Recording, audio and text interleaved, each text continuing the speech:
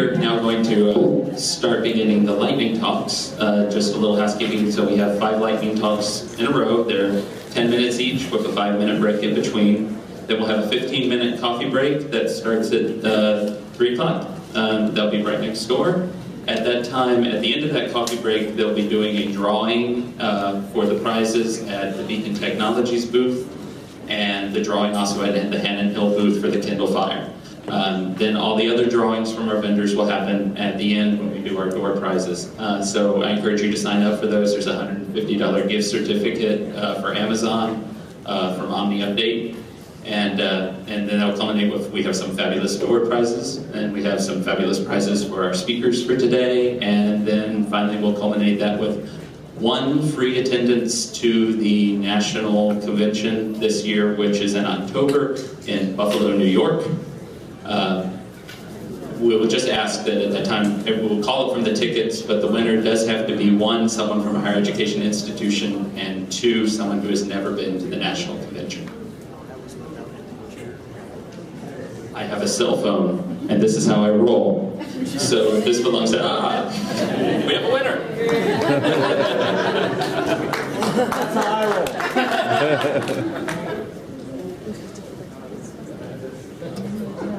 So I guess without further ado, I will begin my presentation, which I now realize belatedly at this time is a 10-minute imperfect rendition of Daniel Ryan's keynote. I have made a huge mistake.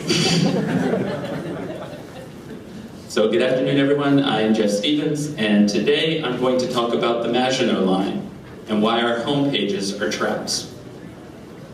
So at the end of World War I, France was a country in turmoil, with millions of people dead. Over 1.6 million people died in the war, and there were hundreds of millions of people who were injured and amputated from injuries that they had during the war. And France was looking to the future and deciding, how can we protect this country from something like this ever happening again? And there were many different discussions on the best way to approach that and what would be the best way to keep the country safe.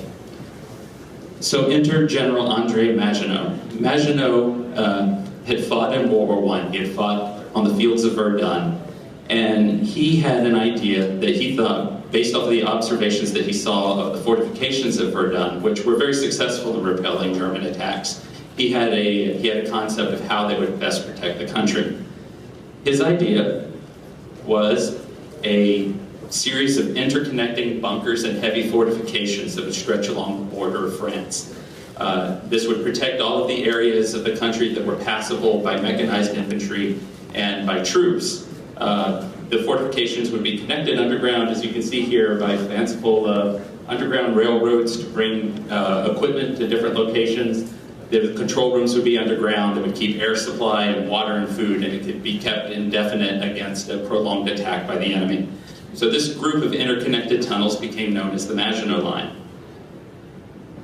The Maginot Line was made up of interconnected and overlapping items. It wasn't a full line, but it was a group of small underground forts, sometimes connected, sometimes not, that were then also protected by anti-tank barricades and other things to protect the areas of the country that were most likely to see possible invasion.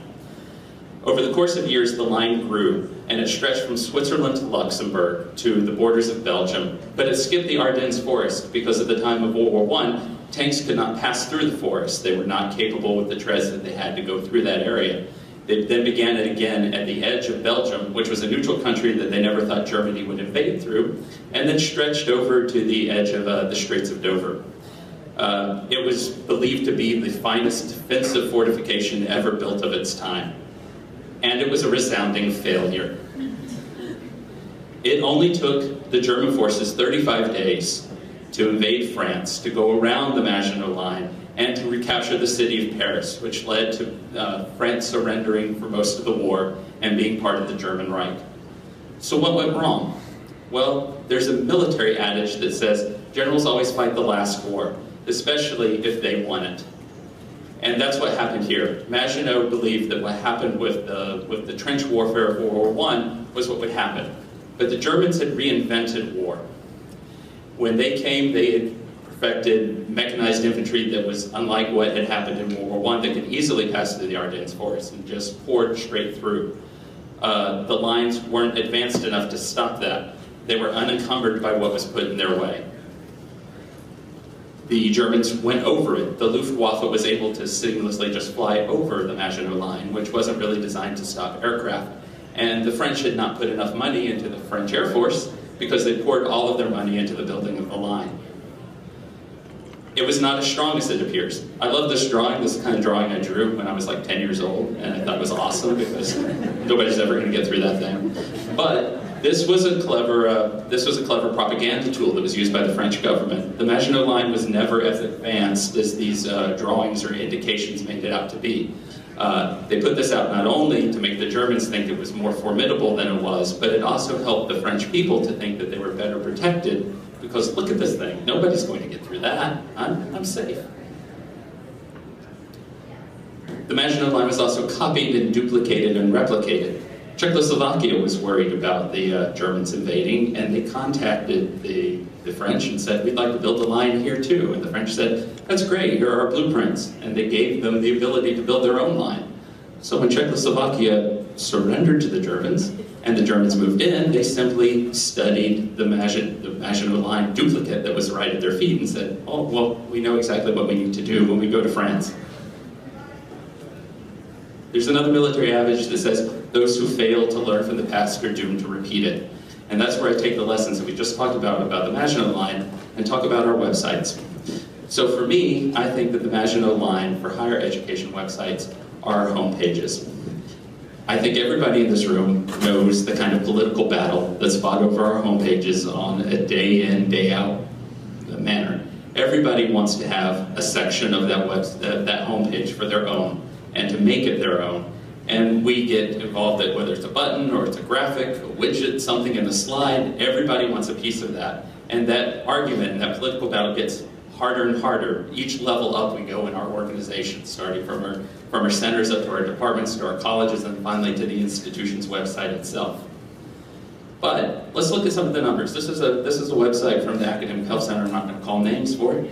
But last month they had 115,000 homepage views. But if we look at the total traffic, that means there were 370,000 other pages on the site that were visited in that same month.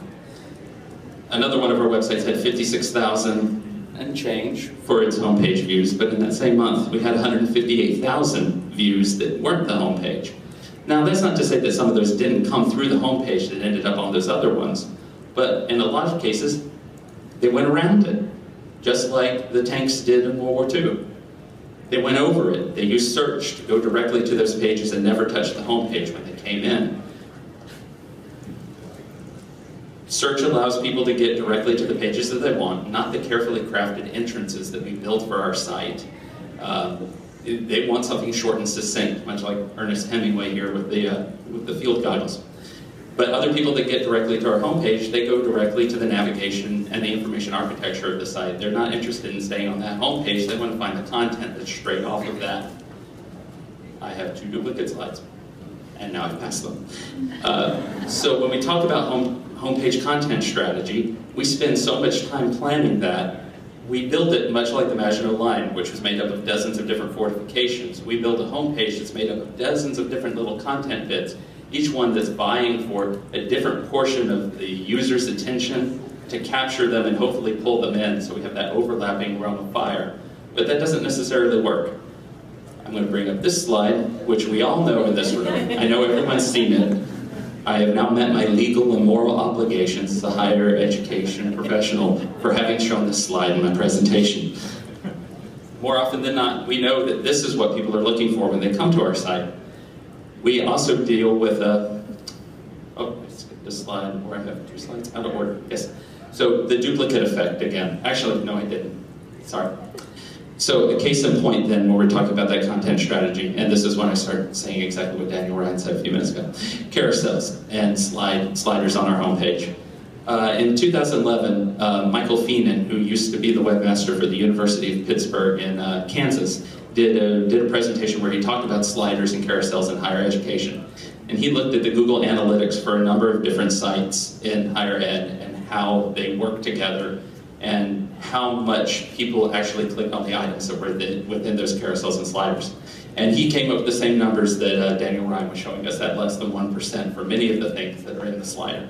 Unless what's being placed in that slider is a direct call to action for someone to do something, and then there's a much greater return on that. It's nearly 3- or 4-fold. But go and look at a dozen different higher education websites, and we'll see that the slider is used, as we all do, for institutional news, for institutional events and photos that really don't get a lot of click-through and not a lot of engagement. We're suffering that same fate because of that duplication as the Maginot Line that was in Czechoslovakia. Everybody's seen the same thing on every single one of our sites, and they sometimes think of them as tricks or things to get their attention, and they kind of tune them out. So we need to approach user needs from many different angles, and the homepage is just one approach. If we took the time and invested in the information architecture of individual pages to make them more attractive to search, and not push people to the homepage and do that, I think we'd see greater rates of return, and maybe end some of those institutional battles when people's sites that actually have the real calls to action underneath are getting connected to more easily. Carl Smith of EngineWorks has come here to speak at UF before, and he described the homepage of a website as the lobby of a grand hotel. So if you think about it, going to a hotel, you come in and you're wowed by it when you first walk in, when you check in, that gives you that great experience when you come in, but then for the next 75% of the time that you're in that hotel, you're in a hotel room, and you're spending your time there, and that's where the amenities and the things that you want to do are. You only go to the homepage when you want to check in or check out, or if you have a problem in your room and you've come back down to tell someone about it. So when they build a website, they start at that base level. They find the main uses of the site and what are the direct calls to action, and they build from the tertiary pages at the bottom to build them around getting those user actions done, and then build up from there to the secondary pages, and then finally build the home page based off of what they've learned from the other pages about what's most important for the user. I've never actually really built a site like that, because normally when we do it too, we start with the home page, because that's when we go in and we talk to our bosses. That's what they want to see first, and that's the thing that wows them, that lets you do something else. But I think this approach has a lot of merit. We want to build ironclad sites, and so if we build from the bottom up in that direction, I think that's a way to do it. But there's one more military adage that we should talk about, that no battle plan ever survives contact with the enemy. We need to be able to build sites that are able to be robust enough to change. Sometimes our content on the homepage is effective and some of it isn't, but we need to be adaptable enough to throw away what isn't working and to try something new. We need to be able to iterate what's there and make it different to see if we can affect change in how it's used. I don't think any of us want to be this guy. I mean, Khan lost against Kirk because he couldn't think in 3 dimensions when he fought in the Mutara Nebula. And if you didn't get that reference, talk to the person next to you, and they'll probably be able to explain it to you after we're done. So don't fight the last war. We want to move forward to space, the final frontier. And that's a great segue, because this is what we want to build. We don't want to build Maginot Lines, which is a fortified concrete bunker that's unchangeable and immutable, that's stuck in the ground. We're going to build something like an International Space Station, something that's infinitely adaptable, that we can change on the fly to meet the needs of what we're doing, that can ever grow and ever change to meet those user needs. We've moved a lot in web from where we've been, and I think we've moved past being Earth-based to moving into that kind of space age where we can be infinitely adaptable. Think about how much this industry has changed in 5 years, or how much has changed in just the last year, and how much is going to change in 2 years. And why can't higher ed be at the forefront of that change? I'd like to credit the people I put slides for in this, and just because I felt uncomfortable about putting Hitler in my slides, there's Captain America punching him out. So thank you very much.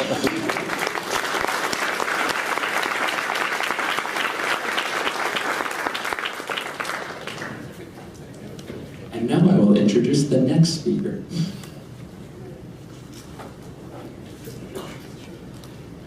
Or I will in 5 minutes. That's right, in 5 minutes.